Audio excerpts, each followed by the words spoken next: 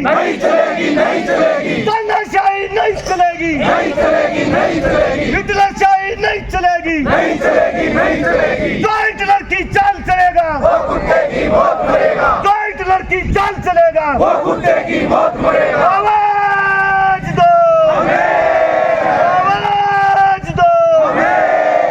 धन्यवाद साथियों का।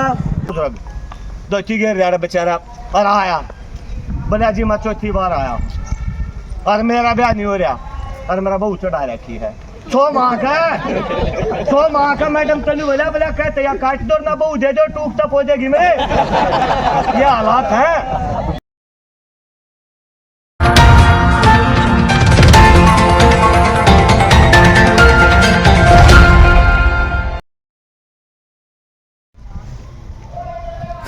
इस देश में लोकतंत्र का चौथा स्तंभ कहा जाता है, लेकिन साथियों जो हमारा मीडिया था उसका भी सरकार ने निजीकरण करने का काम किया और उस निजीकरण का कितना नुकसान हुआ है वो आज हम देख रहे हैं। कितने हमारे साथी हैं जो पहले सरकारी जो न्यूज़ चैनल होते थे उन पर खबर सुनते थे, उसमें सरकार की नीतियों का विरोध किया जाता था जो गलत होती थी। कभी आपने ये सुना है कि भाई सरकार ने ये गलत काम कर दिया, किसी मीडिया ने उसकी आवाज़ उठाई हो? हर एंकर आज उसकी चरण वंदना करने में लगे हुए हैं कि भाई सरकार तो बहुत अच्छी है, कोई गलत काम ही नहीं हो रहा, राम राज्य आ गया। इस बारे में भी हमें इसलिए हम ये हड़तालों पे जाते हैं कि कम से कम अपने लोगों को ये बता सके कि निजीकरण के कितने नुकसान है। सरकार ने सरकारी कर्मचारियों पर सिर्फ एक ही आरोप जो लगाया जाता है कि भाई ये तो काम नहीं करते, भ्रष्ट है। सरकार कभी ये नहीं बताती कि भाई जब 3 लाख की आबादी थी, 4 लाख की, 5 लाख की आबादी थी, जब कितने कर्मचारी थे, उसके बाद 1 करोड़ की जब आबादी हुई वहाँ तब कितने कर्मचारी रखे गए, और आज हरियाणा की आबादी जितनी हो गई है उस पर कितने कर्मचारी है। कभी किसी प्राइवेट हॉस्पिटल में जाके ये देखा भाई उसमें कभी ये कह दे भाई मेरा 1 डॉक्टर कम है आज? अगर 1 डॉक्टर छुट्टी पे होता तो वहां पर 2 डॉक्टरों को अरेंज कर लिया जाता है। हमारे मेडिकल में अगर 10 वहां पे पोस्ट है तो वहां पर आपको 1 डॉक्टर मिलेगा और फिर ये कहेंगे ये काम नहीं करता। जहाँ ओपीडी की पर्ची 10 रुपए की है वहाँ प्राइवेट में 500 रुपए की ओपीडी ली जाती है, और वहाँ भी जो गरीब है वो बाहर बैठे रहते हैं क्योंकि वहाँ भी एक सिस्टम होता है इमरजेंसी पर्ची का। वो इमरजेंसी पर्ची किस लिए होती है वो आप सभी को पता है, जो पैसे देगा उनका वो इलाज होता है, बाकी बाहर बैठे रहते हैं।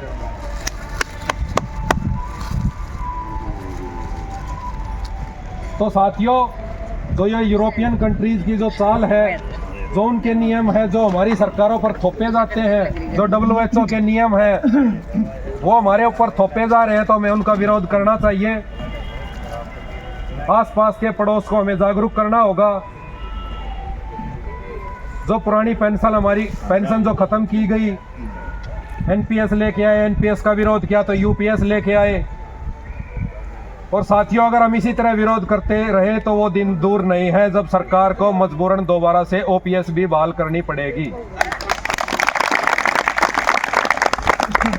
महाराष्ट्र में पीछे साथी इकट्ठा हुए थे, 1 हफ्ते तक वहां पर चाहे कच्चे कर्मचारी थे चाहे पक्के कर्मचारी थे, उन सभी ने 1 हफ्ते तक पूरा काम वहां पर बंद किया और मजबूरन महाराष्ट्र की सरकार को लगभग OPS जैसा कानून बनाने पर मजबूर कर दिया है वहां पर। सरकार उसमें भी का नियम लेके आ रही है जिसके विरोध में आज हम ये हड़ताल कर रहे हैं कि भाई जब हाई कोर्ट ने कह दिया तो इनको पक्का किया जाए। समान काम समान वेतन की जो नीति है वो लागू की जाए। अब समान काम समान वेतन क्या है? एक सफाई कर्मचारी जो सरकारी है जो लगा हुआ, अगर उसको 50,000 रुपये तनख्वाह मिल रही है और HKRN के थ्रू जो लगा रहे हैं उसको 12,000 15,000 रुपये मिल रही है, जबकि काम वो एक जैसा कर रहे हैं। तो ये है समान काम समान वेतन। हमारी मांग ये है कि जो सरकारी कर्मचारी तनख्वाह ले रहा है वो सुविधाएं भी कच्चे कर्मचारियों को साथ साथ दी जाए, और जो सरकारी कर्मचारी को भत्ते मिलते हैं, सुविधाएं मिलती हैं, वो उनको भी दी जाए। भाईचारा जिंदाबाद जिंदाबाद जिंदाबाद, हमारा संगठन जिंदाबाद जिंदाबाद जिंदाबाद, हरियाणा सरकार मुर्दाबाद मुर्दाबाद मुर्दाबाद, नायब सैनी मुर्दाबाद मुर्दाबाद मुर्दाबाद, मांगना मांगना मुर्दाबाद मुर्दाबाद मुर्दाबाद, सेंट्रल गवर्नमेंट मुर्दाबाद मुर्दाबाद मुर्दाबाद, सेंट्रल गवर्नमेंट मुर्दाबाद मुर्दाबाद मुर्दाबाद, हरियाणा सरकार तेरा नाश हो, हरियाणा सरकार तेरा नाश हो,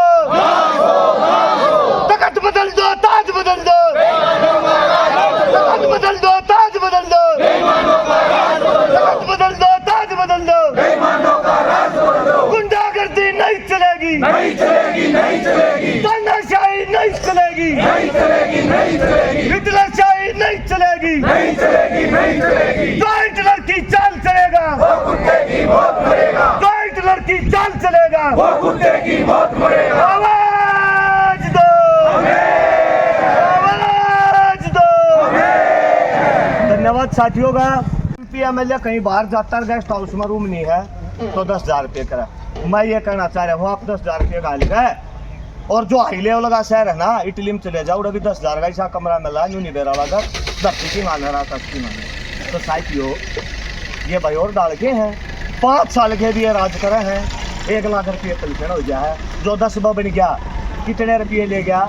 ये बिहार का इलेक्शन आया, कर्मचारी की पेंशन देने के लिए बजट खत्म, और वहाँ हर एक महिला को 10,000 बांट दिए, कौन से घर पे डला गया भाई को तोड़ के दे दिए, वो वचन कहाँ गया, वो बाहर कहाँ गया। नए नए फरमान, फैमिली आईडी बनाओ, अच्छी बात है। न्यूज तो देख लो, मैं एसडीएम मैडम की श्वेता को आज जब वहाँ बैठा था समाधान शिविर में, फैमिली आईडी के बताया, एक सुसाने का आदमी बुजुर्ग 2 गिर बेचारा, और आया बोला जी मैं 4थी बार आया और मेरा ब्याह नहीं हो रहा और मेरा बहू चढ़ा रखी है 100 माह का मैडम तनु बोला कहते या काट दो ना बहू दे दो, टूक तक हो जाएगी मैं। ये हालात है। यो साथी 5 किले ले रहा है बेचारा, मेरे जिसे के बाद दे पाए, वो बात दात नहीं देखते 10 लाख देगा यो, इन्हें फसल बेच दी 12 लाख की, टांग दिया शक्कर पर 3-4 हज़ार रुपये बाढ़ चाह पकड़ाए थे, वह भी खो दी, बोला 12 लाख आए खाते में। इरा बाद बुझा कह दिया, जिसका बाद बीज बुझा कह रुपया पड़ गया, खाद बुझा कर 50 किलो का यूरिया इकट्ठा होया करता, आज काटे बदल लो 45 का आ गया रेट, वो 40 का आ गया, ईब नए बजट में 40 का आ गया, गमारो जब 2 भी गेम लगा बेच। तो ये चीजें जो हैं रोज मीडिया में खबर आ रही है, कितने आदमी है बुढ़ापा, बोला 3 लाख हो गए। किसी भी पूरे इंडिया में एक सरपंच तक ठाना शुरू कर दो, इनके प्रतिनिधित्व का 30-30 लाख फैमिली आईडी, एक सरपंच खेस बेचने पर सरपंची लड़ा है, और फिर आके उसकी कोठी देख लो, मोदी की बिना पाओ, कोई लगाम नहीं कसी जा रही। इनकी फैमिली आईडी कितनी है, कौन सी पेंशन कटेगी, वो पंदर उड़ा 5-6 बन दिया, इतने नोट आवे हैं, वो जमा गालना 68 ले हैं। रिटायरमेंट की उम्र बोला 58-60 तक करके 58 कर दो भाई, कोई बात नहीं। कितने बैठे हैं जो own MLA own MP expire हो जाए फिर इलेक्शन करे हैं, छुटता है ना लो भाई, क्यों ना छुटता है, कुत्ता बत्ता नहीं आ रहा, बिल्ली का बत्ता नहीं आ रहा, जाले उड़े गन तैयार रहे हैं, तो सुविधा नहीं छूट रही। और कर्मचारी बोला ऑनलाइन कर दो सब, क्या है ना ये भी आ रही, इतने माता बहने बैठी, साथी पुराने साथी बैठे हैं, कुछ यही से फोन सुनने तीन वो तो रहे, कई बता बहु है काट भी दे हमारे वाले बुनू बुझ ले, क्यों ना आया, और बोला लोकेशन भेजो, ये कहाँ से भेजो लोकेशन, कुल से फोन रिचार्ज कराओ गवर्नमेंट खड़ा होगा बताइए, कुल से 10 हमारा फोन दे रखा है, अपनी जेब से कराते हैं और फिर कंपलसरी कर देते हैं इन कानूनों को। तो प्रताड़ित कितने हो रहे हो, ये बातें आपने आम पब्लिक में लागू करवानी है। जैसे हम बदनाम कर रखे हैं ना, अब ये करप्शन कर रहे हैं, करप्शन का तो साथियों जगह पता ही नहीं, नाम पब्लिक ने बेरा वे तनु कहा खींच दिया कर्मचारी, भाई कर्मचारी आके खचना कोई नगर नोर करने की ना कर।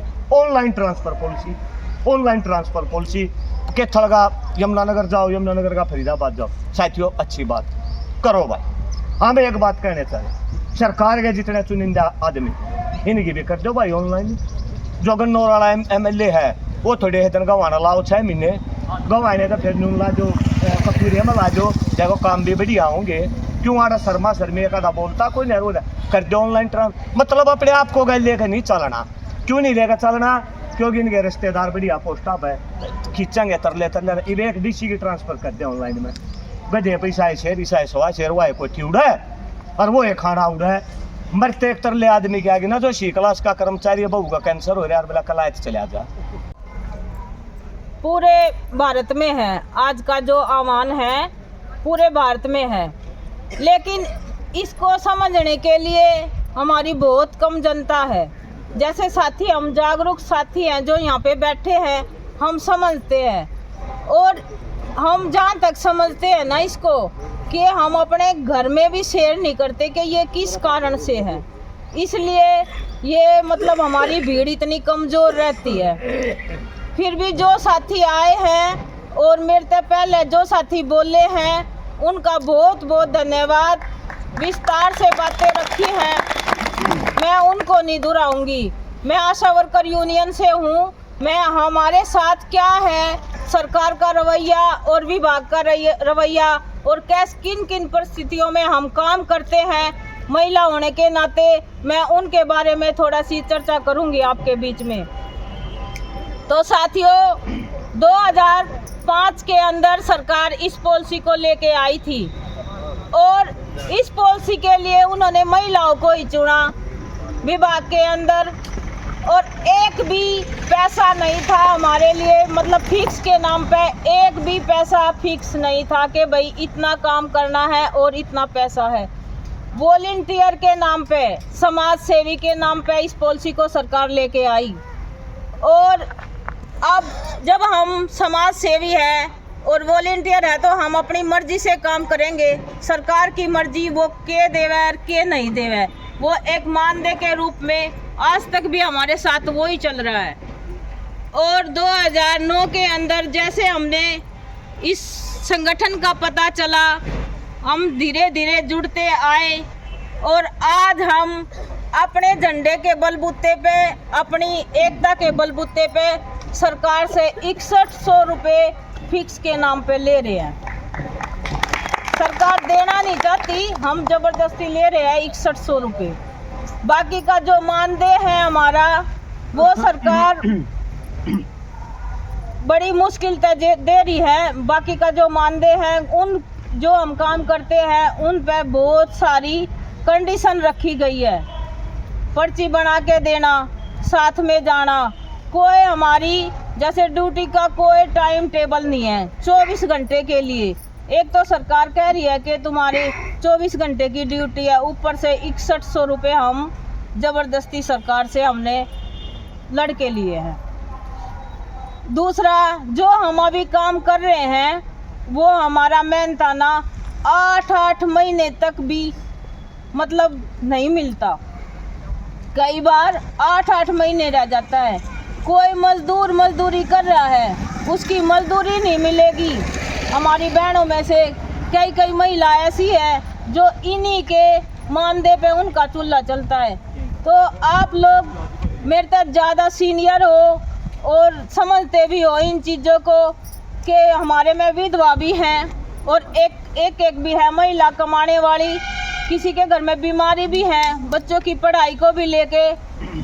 तो 8 महीने अगर उसका वेतन नहीं मिलेगा, मजदूरी नहीं मिलेगी तो क्या खाएगा वो बंदा। तो हमारे ऊपर कर्जे भी हो जाते हैं, पहले से ही खर्चे इतने हैं, इतनी सारी महंगाई है, आपसे कुछ नहीं है बचा जो आप नहीं जानते होंगे इस मामले पे। और हमारे लिए है सरकार की बाउंडेशन, छोटे काम करना झेलनी पड़ती है। कई काम तो हमारे ऐसे होते हैं जो हम कर देते हैं और हम उनका मेहनताना ले भी नहीं पाते इन्हीं कारणों से। दूसरा हमारी सामाजिक सेवा कोई नहीं है। हम किसी के साथ एम्बुलेंस में बैठ कर जा रहे हैं या भाई किसी के वैसे ही व्हीकल में जा रहे हैं। 1000 की पॉपुलेशन पे हम गांव के अंदर काम करते हैं, हमारे पास 800 भी है, 1200 भी है किसी बहन जी के पास। और किसी का भी मतलब हमारा ये फ़ोन है, हमारा नंबर इतना सार्वजनिक है कि मान लो जिस एरिया में मैं काम कर रही हूँ वो तो है ही है, बाकायदा वहाँ पे लिस्ट लगाई होती है हमारे विभाग में, फलानी का यो नंबर यो नंबर यो नंबर। कौन बंदा क्या बोलेगा क्या नहीं, उस पे भी कोई भी हमारी प्राइवेसी नहीं है। सरकारी नंबर पे भी सरकारी नंबर है, सरकार ने दिया है, अपने काम के लिए दिया है और इतना ही डाटा मिलता है, हम इससे कोई फालतू काम नहीं कर सकते। और हमें फ़ोन भी दिए हुए थे, फ़ोन इतने मतलब कि अच्छे नहीं थे वो, अब लगभग सबके ख़राब हो चुके हैं। और सरकार काम करवाना चाहती है मतलब अपने हिसाब से हमारे से ऑनलाइन भी। इसी झंडे की बलबूते पे हम आज तक ऑनलाइन काम में नहीं पड़े, यही बचाता है हमें झंडा, हमारी ताकत बताती है कि हम ऑनलाइन नहीं काम करेंगे। किसी भी अधिकारी को कभी भी या किसी भी जो भी हमारे ज़िले पे ये नेता बैठे हैं बीजेपी के, इनको भी हम अपने इस झंडे के बलबूते पे इकट्ठे हो गए, जब हमारा जी करा, जब हमारे पर दबाव आता है काम कह देते हैं हम ऑनलाइन काम नहीं करेंगे। हम हार्ड वर्क इतना करते हैं और जब 2005 में लगाए गए हम 10वीं पास, और उस टाइम की पढ़ाई और आज की पढ़ाई, भले ही मेरे हाथ में फ़ोन है मैं इसके बारे में सारा नहीं जानती। और ऑनलाइन काम के लिए आप लोगों में से बहुत सारे साथी हैं जो ऑनलाइन काम करते होंगे, और उसको मतलब कि एक हम हाथ से हार्ड वर्क करें, हम अपने स्पीड बढ़ा सकते हैं, अपना टाइम भी बढ़ा सकते हैं और अपने हिसाब से अपना काम। इसके लिए हमें डाटा चाहिए, टाइम चाहिए, ये उस चीज़ को ले रहा है कि नहीं ले रहा है। हमने सारा काम कर दिया, वेरीफाई हुआ कि नहीं हुआ, 10 बार एक एंट्री करनी पड़ती है जब जाके कहीं काम बनता है। और हमारे ऐसे काम हैं जिनका पैसा हमें मिलता है, वो तो काम है ही है, और दूसरे विभाग के, क्योंकि हम विभाग के अंदर सबसे निचली कड़ी पे काम करते हैं, और जो भी हमारे ऊपर बॉस हैं तो वे उनके ऊपर चाहे सब है।